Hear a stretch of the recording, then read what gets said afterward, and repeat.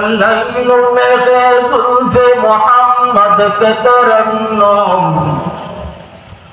والليل में जुल्फ मोहम्मद के तरन्नुम والशम्स बिरुखसार अहमद के तरन्नुम वल्फजर में सुबह रिसालत की बशारत वल्अस्र में दौर नबूवत की बशारत हर फूल में रूय मदीना का तबस्सुम शाखों की लचक में बेक़दा का तकल्लुम यासीन से मौला ने कभी उनको पुकारा यासीन से मौला ने कभी उनको पुकारा हमीम कभी और कभी तासीन इशारा ये रंग के कुछ आशिक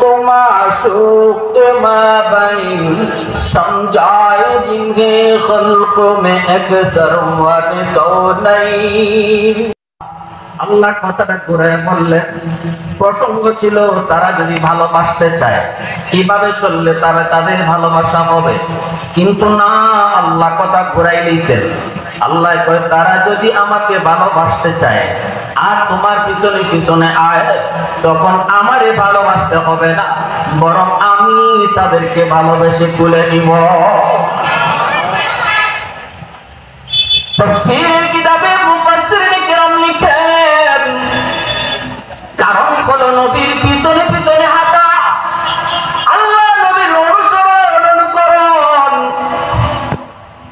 খাইতে বসলে আমার নবীর তরিকায় ঘুমাইতে গেলে আমার নবীর তরিকায় মেম্বারি করতে গেলে নবীর তরিকায় চেয়ারম্যানি করতে গেলে নবীর তরিকায় রাষ্ট্র পরিচালনা করতে গেলে নবীর তরিকায় ব্যবসা করতে গেলে নবীর তরিকায় হার লাইনে যখন একজন মানুষ বন্ধ তোমার তরিকাটাই ফলো করবে তাকে জানিয়ে দিও সে আমাকে পাওয়া লাগতো না আমি তারে পায়া নিব সুবহানাল্লাহ করে কও আমাকে পাওয়া লাগতো না আমি তারে তৈলা নিব এর অর্থ হলো আল্লাহ বুঝাইতে চান রাস্তাটা অনেক বড় কঠিন আমার বন্ধুর পিছনে পিছনে আসাটা এত সহজ নয় হাঁটতে গেলে তুমি জায়গায় জায়গায় পড়ে যাবা আমার বন্ধুর পিছনে পিছনে তুমি হাঁটার নিয়ত করে শুরু করেছো কিন্তু বান্দা মাঝে মাঝে তুমি হুচট খেয়ে পড়ে যাবা আমার বন্ধুর অবিকল নমুনা তোমার হবে না ইত্তেবা তুমি পুরাপুরি পারবা না নিয়ত তোমার পুরাপুরি করা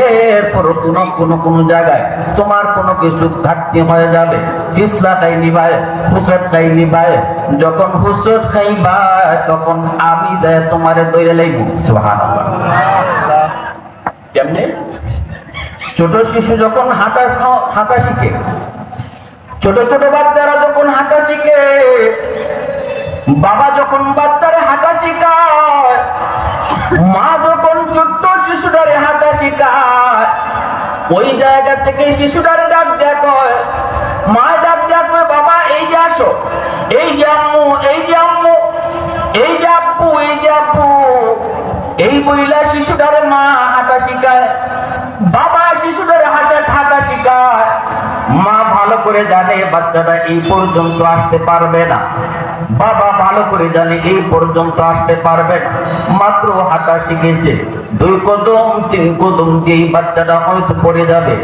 মা অবার শিওর থাকে বাবা অবার শিওর থাকে সতর্ক থাকে বাচ্চারা পড়তে দেয় না যখনই বাচ্চাটা 1 কদম 2 কদম আগায় মা তখন দৌড় দিয়া সামনে যায় বাবাও তখন দৌড় দিয়া সামনে যায় বাচ্চাটা পড়ে যাইতে চায় কিন্তু পড়তে দেয় না খাস করে বাচ্চাটারে কোলে উঠায় কয় এই যে তুমি আম্মুরে ধরে ফেলেছো এই যে তুমি আব্বুরে ধরে ফেলেছো না না এই জায়গায় বাচ্চায় ধরে নাই ধরছে যায় মায় ধরছে যায় বাবায় কিন্তু বাচ্চারে বুঝ দিয়া কয় এই যে তুমি আব্বুরে ধরছো এই যে তুমি আম্মুরে ধরছো সাহস যুগায় ঠিক তেমনি আল্লাহ কয় বান্দা আমার রাসূলের পিছনে পিছনে হাঁটতে যায় যখন তুমি কোথাও কোথাও হুচট খেয়ে পড়ে যাবা আমি আল্লাহ তখন পদ্ধতি খুলে তোমারে উঠায় কইবো বান্দা এই যে তুমি আমারে ধরে ফেলছো মূলত তুমি ধরো নাই আমি তোমারে দেয় ধরছি কুল ইন কুনতুম তুহিব্বুনাল্লাহ ফাত্তাবিউনি ইউহিব্বুকুমুল্লাহ কইয়া আল্লাহ প্রসঙ্গ ঘুরাই দিয়েছেন। ভাইরা বন্ধুরা, আরেকটা জিনিস হলো, এরপরে আল্লাহ পাক বলেন ওয়ায়াগফির লাকুম যুনুবাকুম ওয়াল্লাহু গফুরুর রহিম। আল্লাহু আকবার। আল্লাহ কই বান্দা, যখন তুমি আমার বন্ধুর পিছনে পিছনে হাঁটতে যাইয়া আমি আল্লাহর বাড়ি পর্যন্ত পৌঁছতে যাইয়া তুমি হুচট গায়ে পড়বা, কখনো কখনো পইরা তোমার পায়ে একটু ব্যথা লাগবে, কখনো কখনো পইরা তোমার গায়ে একটু ধুলাবালি লাগবে। বাচ্চা যখন মার কাছে আসতে চায় কখনো কখনো পইরা যায়, পারলে মা টান দিয়ে বুকে তুলে তুলবার সময় কিন্তু কাপড়টার একটা জারা দিয়া লয়, ঠিক না? বাচ্চাটার গায়ে ধুলা লাগছে, মা কিন্তু ঝাড়া দিয়া ধুলাটারে সরাইছে। আল্লাহ কয় বান্দা, আমার বন্ধুর পিছনে পিছনে তুমি হাঁটার চেষ্টা করেছো, আর মাঝে মাঝে তুমি হোঁচট দিয়ে পড়ে গেছো। এর অর্থ হলো মাঝে মাঝে তোমার গায়ে কিছু গুনাহ লাগছে, মাঝে মাঝে তোমার শরীরে কিছু গুনাহ আচরণ লেগেছে। ধুলাবালি লাগছে মানে গুনার কিছু আচরণ লেগেছে, কিন্তু আমার বন্ধুর পিছনে পিছনে নিয়ত কইরান হাঁটার কারণে আমি আল্লাহ তোমাকে আমার কুলে তুলবো। তোলার আগে তোমার গায়ের যে গুনার ধুলাবালিগুলি ওয়ায়াগফির লাকুম যুনুবাকুম, তোমার ধুলাবালিগুলিও আমি ঝাইরা পরিষ্কার করে দিব।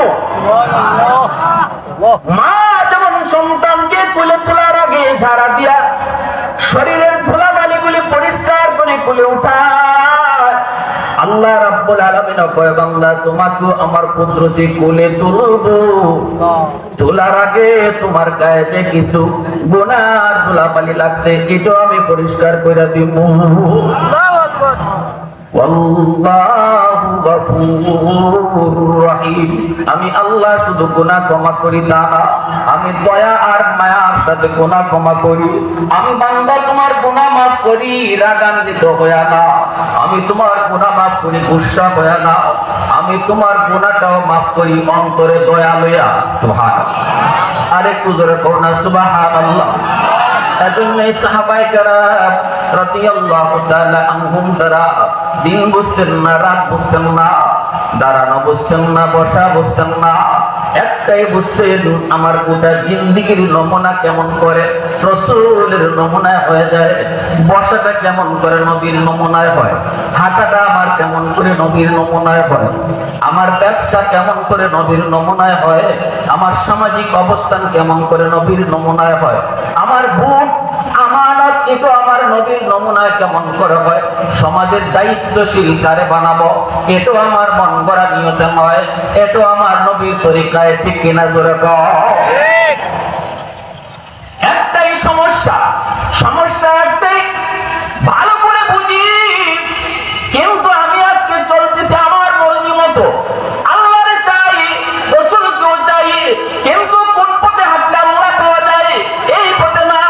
আমি আমার মর্জি মতো ঘর চালাই, আমি আমার মর্জি মতো দোকানদারি করি, আমি আমার মর্জি মতো মেম্বারি করি, আমি আমার মর্জি মতো চেয়ারম্যানি করি, আমি আমার মর্জি মতো এমপিগিরি করি, আমি আমার মর্জি মতো দুনিয়াদারি করি। আল্লাহ তো বান্দা মর্জি মতো চলবি, মরণ পর্যন্ত চলতে পারো, মুখে তুমি দাবিও করতে পারো আল্লাহরে চাই, কিন্তু আমি আল্লাহ বললাম মরণের আগেও একদিন আমার দেখা পাইবা। সাহাবায়ে কেরাম রাদিয়াল্লাহু তাআলা আনহুম আল্লাহর নবীর অনুকরণ করছেন, আল্লাহ তাদেরকে দামি বানায়া দিয়েছেন, খাইতে বসলেও তারা নবীর অনুসরণ করেছেন। আব্দুল্লাহ ইবনে উমর রাদিয়াল্লাহু তাআলা আনহু নবীজির বহুত বড় একজন সাহাবী, সঙ্গী সাথী তাদেরকে নিয়ে সফরে বের হয়েছেন, মরুভূমির একটা প্রান্ত ওই জায়গায় যাওয়ার পর তিনি বলতেছেন কাফেলা থামো। কাফেলা থামায়া তিনি উটের পিঠ থেকে নামলেন, কিছু দূরে যায় তিনি হাজত সারলেন, কিন্তু সাথী সঙ্গীরা বুঝলেন তিনি হাজত সারেন নাই। হাজত সারার মতো তিনি বইছেন, এরপরে ওইটা চলে আসছেন। আইসা আবার বলতেছেন কাফেলা চলো। সাথীরা বলতেছে হযরত আপনি তো হাজত সারলেন না, শুধু নামলেন, ওই জায়গায় যায় বসলেন, আবার আপনি উঠে চলে আসলেন, কেন আপনি এমন করলেন? আব্দুল্লাহ ইবনে ওমর রাদিয়াল্লাহু তাআলা আনহু নবীজির সাহাবী, তিনি তখন চোখের পানিটা ছাইরা কয় সাথীরা রে, এই জায়গায় আসা মাত্রই আমার স্মৃতি চারণ হয়েছে, আমার মনে পড়ে গেছে একদিন আমি দয়ার নবী মায়ার নবীর সাথে এই জায়গা দিয়ে কোথাও যাইতেছিলাম, এখানে আসা মাত্রই নবীজি বলেছিলেন আব্দুল্লাহ একটু থামো, আমার হাজতের প্রয়োজন হয়েছে। নবীজি ওই জায়গায় যায় তিনি বসছেন, বৈশা তিনি হাজত সারছেন, এরপরে আবার আমরা রওনা দিয়েছি। আমার মনে পড়েছে এই জায়গায় আসা মাত্রই জায়গাটা দেখে আমি চিনে ফেলেছি, ওই সেই জায়গা যেখানে আমার প্রিয় নবী বসে বসে তিনি হাজত সারছেন। আমি আমার মনকে জিগাইলাম আব্দুল্লাহ একটু বল বল, তুই কি এখানে হাজত সারবি? যদি সারতে পারো তাহলে আমার নবীর নমুনায় হয়। আল্লাহু আকবার।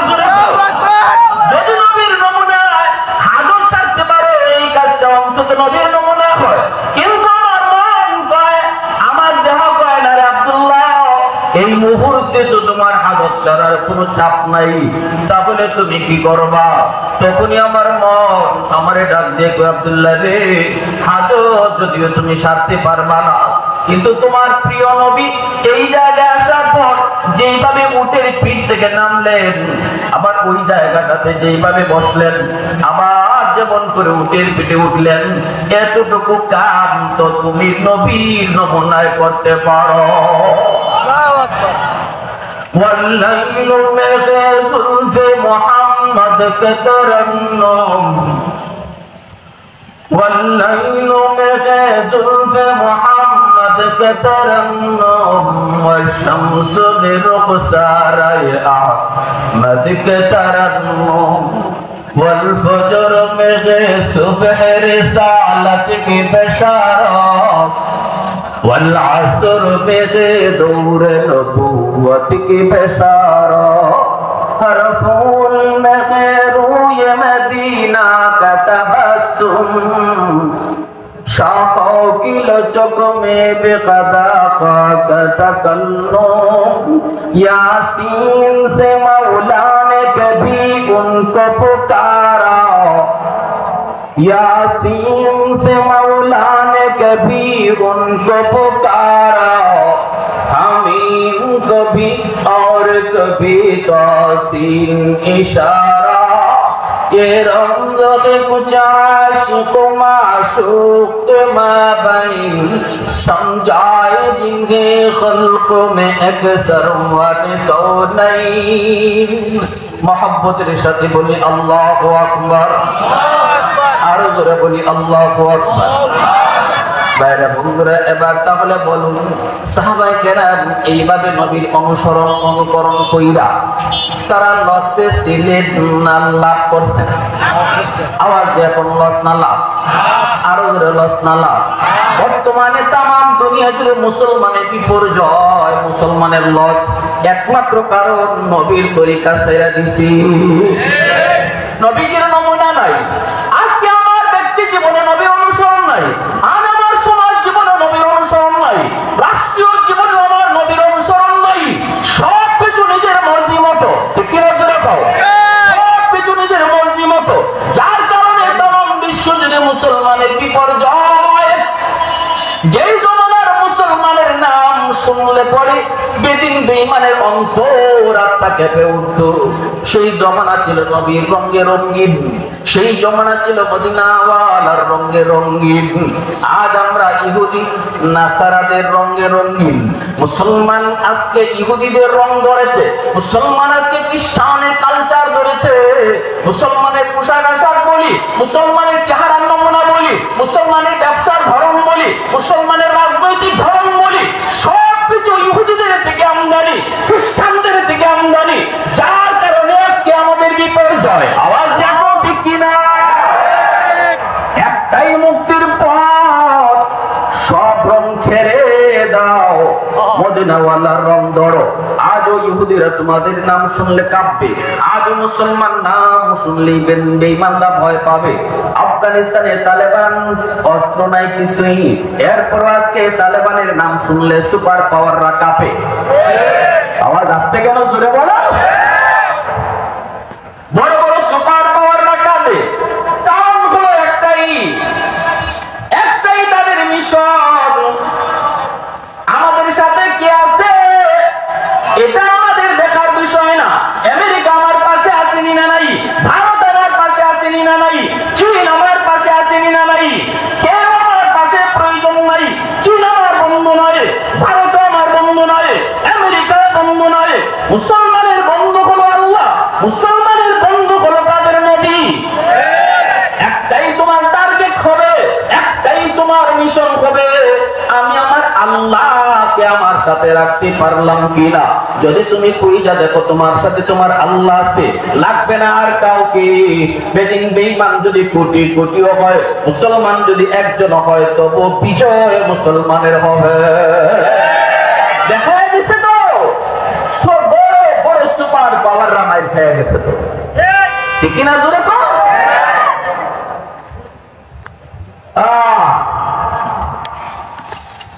আমেরিকার প্রেসিডেন্ট কয় তোদেরকে বোমা দিলাম, বোমা ফালাইতে, তুই বোমা ফালাস না কেন? বিমান বাহিনী কয় বোমা তো ফালাই, কিন্তু বিমান থেকে বোমা যখন আফগানে ফালাই, তখন আমরা ছায়া দেখি আকাশের মাঝে একটা শূন্য, একটা হাত বাইর হয়, হাত বাইরিয়া বোমাগুলি হাত দিয়ে লুফে মাটি করতে দেয় না, ওই বোমাটারে হাত দিয়ে আবার সাগরে নিক্ষেপ করে। আমেরিকার প্রেসিডেন্ট তখনই কইছিল তাড়াতাড়ি ব্যাক কর, এই জমিনে যুদ্ধ করে আমরা পারবো না। যেই জমিনে কার সাথে যুদ্ধ করি এটাই বুঝি না, ওই জমিনে যুদ্ধ করে জয় লাভ করা যাবে না। মুসলমান এখনো চিনো, তারের সাথে রাখতে হবে। আজ আমাদের একটাই ভুল, তারের সাথে রাখবো এটা ভুলে গেছি। আমরা আমেরিকারে ডাকি, আমরা কেউ ভারতকে ডাকি, আমরা কেউ রাশিয়ারে ডাকি। এরপর আরে দেখো ভারত সাথে আসেনি, আরেকজন আরে দেখো রাশিয়া লগে আসেনি, আরেকজন আমেরিকা লগে আসেনি। আল্লাহ নারাজ হয়ে বসা, আল্লাহ অত্যন্ত নারাজ হয়ে বসা। বান্দা তোর তো এটা কথা ছিল না, তোর কথা ছিল দেখো আমার আল্লাহ সাথে আছে কিনা। ভুলে গেছি আমরা, আসল কথাটাই ভুলে গেছি, আসল কথাটাই ভুলে গেছি। যার কারণে আজকে আল্লাহ আমাদের উপরে নারাজ, আজকে আল্লাহ আমাদের উপরে নারাজ। চারদিকে মুসলমানের হাহাকার, চিৎকার, কান্নার রোল, কই আল্লাহর সাহায্য আসে না। আমরা তো নারাজ করে ফেলেছি, নারাজ করে ফেলেছি। দুই বন্ধু, অসুবিধা হয়েছে আপনাদের? বন্ধু দুইজন, একজন খুব অসুস্থ, ঘনিষ্ঠ বন্ধু, একজন আরেকজনের ছাড়া কোথাও যায় না এমন। ওই বন্ধু অসুস্থ, আরেক বন্ধু সুস্থ।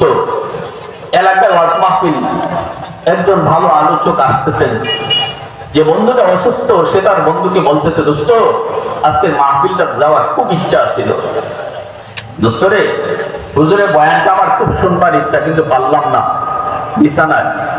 দোস্ত এক কাজ কর, তুই মাহফিলটাতে যা, আমি তোরে রিক্সা ভাড়া দিয়ে দিই, আওয়াজ আমার ভাড়া, আর মোবাইলে কিছু এমবি ঢুকাইবে নে, আমি এমবির টাকাও দিলাম, আর আওয়াজ আমার পথে কিছু বুট মুড়ি খাইছি, এটাও কিছু অতিরিক্ত টাকা দিলাম। দিয়া সব পুঞ্জি পাট্টা বন্ধু দিয়া তারে ওয়াজও পাঠাইছে, ওয়াজটা রেকর্ড করার জন্য, ঠিক না? সে তো ঠিক আছে দোস্ত, অসুবিধা নেই। আসার পথে সে তার পুরানা বান্ধবীরে পাইছে, প্রেমিকা রঙ্গিলা। রে ভাইয়া তার হুশ নাই, এখন ওয়াজে যাওয়ার কথা ভুলে গেছে। প্রেমিকা দেখেই যখন চোখটি ফাটিছে, হে রিক্সা থেকে নামিয়া বুট মুড়ি খাওয়ানি শুরু করছে। যে টাকা দিয়ে এমবি কিনতো, এই টাকা দিয়ে বান্ধবীরে আইসক্রিম খাওয়ায়, এইদিকে গপ করে আর খাওয়ায়। ওয়াজের পথে ওয়াজ শেষ, ওয়াজের মাটি আসতে পারেনি। এখন বন্ধুর সাথে দেখা দেয় না, শরমে কি কইব। পরের দিন বন্ধু তো আর ওয়াজ পাইলই না, বাজারে গেছে। অসুস্থ বন্ধু একটু সুস্থ হয়েছে, বাজারে গেছে। বাজারে গেছে পরে দেখে মাথাটা হেওয়া আইছে, দুস্থ দূর থেকে দেখা যায়। এই ফাঁকে ওই দুস্থর সাথে আরেকজনে মাইল লাগছে, এমন মার খেতা মার, আর হ্যাঁ এখান থেকে চাইয়া চাইয়া দেখতেছে। আর মানুষে কই কিনিয়া জীবন ভর দেখলাম, তার লাগি দাম দিছ, কেউ তার দিকে চোখ তুলে দাঁড়াইতে পারছে না, তুমি আগে দাঁড়াইছো। আজকে তোমার সামনে তোমার দোস্তরে পিঠায়, আর তুমি চাইয়া চাইয়া দেখতেছো, ঘটনা কি? ওই এর কপাল আরো কিছু মায়ের দরকার। কেন? দোস্ত অনেক কষ্ট পাইছে, পুঞ্জি দিলাম আমি তোরে, আমার পুঞ্জি তুই রঙ্গিলা তোলে ব্যয় করলে, আমার কাম করলি না। আরে আমার ডিউটিটা যদি পালন করতে, ওয়াজটা যদি রেকর্ড করতে, আর আওয়ার পথে যাওয়ার পথে তুই তোর প্রেমিকারে এক গাল কথা কই আইতি অথবা একটা আইসক্রিম খাওয়াই আইতি, আমি হয়তো তোর জিগাইতামই না যে আওয়ার পথে কোন দিকে চাইছো, কারি কিতা খাওয়াইছো। কারণ আমি পাঠাইছিলাম ওয়াজ রেকর্ড করার লাগে, এই উদ্দেশ্য যদি আমি ফাইল নিতাম, আমারটা যদি আমি ফাইল নিতাম, তোর হয়তো আসা যাওয়ার পথে কিছু ত্রুটি বিচ্ছুটি আমি তোর জিগাইতামই না। কিন্তু তুই তো আসলটাই ভুলে গেলি, যে উদ্দেশ্য করে পাঠাইছিলাম। অতএব তুই তোর পথে থাক, আমি আমার পথে, আর তোর সাথে বন্ধুত্ব নাই। ঠিক তেমনি আল্লাহ রাব্বুল আলামিন কয়, বান্দা দুনিয়া পাঠাইছে আমি আল্লাহ তোরে পুঞ্জি দিয়া, পুঞ্জি দেওয়া আমার। এই সুস্থ দুটা হাত, এটা আমার পুঞ্জি। সুস্থ দুটা পা, এটা আমার দেওয়া পুঞ্জি। সুস্থ একটা বিবেক, এটা আমার দেওয়া পুঞ্জি। সব পুঞ্জি দিয়ে আমি তোরে দুনিয়া পাঠাইছি। একটা কাজ আমার ডিউটি পালন করবে, আমি আল্লাহর সঠিক রাস্তা দিয়ে হাইটটা তালাশ করবে। কিন্তু না, তুই আসল কথাই ভুলে গেলি, যে উদ্দেশ্য তোরে পাঠাইছি এটাই ভুলে গেলি। তুই তোর প্রেমিকা পাইয়া, তুই তোর আমেরিকা পাইয়া, তুই তোর লন্ডন পাইয়া, তুই তোর রাশিয়া পাইয়া, তুই তোর ভারত পাইয়া, আমার কথাটাই তুই ভুলে গেলি। অতএব যা, আজ থেকে তোর সাথে আমার বন্ধুত্ব নাই, তুই তোর পথে থাক, আমি আমার পথে। এজন্যই আল্লাহ আমাদের বন্ধু হওয়া সত্ত্বেও আমাদেরকে আজকে দুশ্মন মারে, আল্লাহ ফেরেশতা দেখে, এরপর আল্লাহ সাহায্য করে না। কারণ আল্লাহর কুদরতি কলিজায় আমরা কঠিন থেকে কঠিন ব্যথা দিয়ে ফেলছি। আল্লাহু ওয়ালিয়্যুল লাযীনা আমানু, আল্লাহ পরিষ্কার বলছেন ঈমানদারের বন্ধু আমি। বন্ধু যদি আল্লাহ হয়, বন্ধুরে মারে, বন্ধু ছায়া দেখে কেমন করে? একমাত্র কারণ এটাই, একমাত্র কারণ এটাই, আল্লাহর কুদরতি কলিজায় আমরা ব্যথা দিয়ে ফেলছি। অতএব আল্লাহর খুশি করা ছাড়া আমাদের মুক্তির কোনো পথ নাই। আওয়াজ দিয়ে বলেন, আমেরিকা, লন্ডন, রাশিয়া, চীন সব লইয়া মুক্তি পাওয়া সম্ভব না যদি আল্লাহর খুশি করতে না পারি। আল্লাহর খুশি করা ছাড়া আমাদের মুক্তির কোনো পথ নাই। বেলাল হাবশি, হাবশার গোলাম, কালো বেলাল, গোলামের পুত গোলাম, এরপরে আল্লাহ দরবারে এত দামি, শুধুমাত্র আমার নবীরে হাঁটতে, বইতে, শুইতে, খাইতে, সব জায়গায় নবীরে দেখতে দেখা, নবীর মতো চলার কারণে একজন গোলামকে, একজন সাধারণ কালো বেলালকে আল্লাহ দামি বানাইছেন। শুধু তা না, যে মসজিদের ইমাম নবী, এই মসজিদের মুয়াজ্জিন হয়েছেন বেলাল, সরওয়ারে দু জাহান। আল্লাহ দুষ্ট, কিন্তু তার পিএস বেলাল হাবশি। আবু বকর সিদ্দিক, হযরত ওমর ফারুক রাদিয়াল্লাহু তাআলা আনহুমের মতো সাহাবীরও আমার নবীর সাথে দেখা করার আগে বেলালের পারমিশন দিতে হতো। আওয়াজ দেখুন সুবহানাল্লাহ, আওয়াজ দেখুন সুবহানাল্লাহ। বেলালের পারমিশন দিতে হতো। হযরত ওমর বলছেন, আমি ওমর তো এমন ছিলাম, আমি ওমর তো এমন ছিলাম, উটটাখালি করতাম, আমার কেডায় চিনত, কেউ চিনতই না আমি ওমর কেডা। শুধুমাত্র আমার নবীর কাছে আসার কারণে আর আমার নবীর নমুনায় নিজের জীবন গড়ার কারণে আজ আমি ওমরকে দুনিয়ার মানুষ চিনে। সুবহানাল্লাহ, ঠিক না নি ভাই? বেলাল হাবশি রাদিয়াল্লাহু তাআলা আনহু, আল্লাহর দরবারে কত দাম।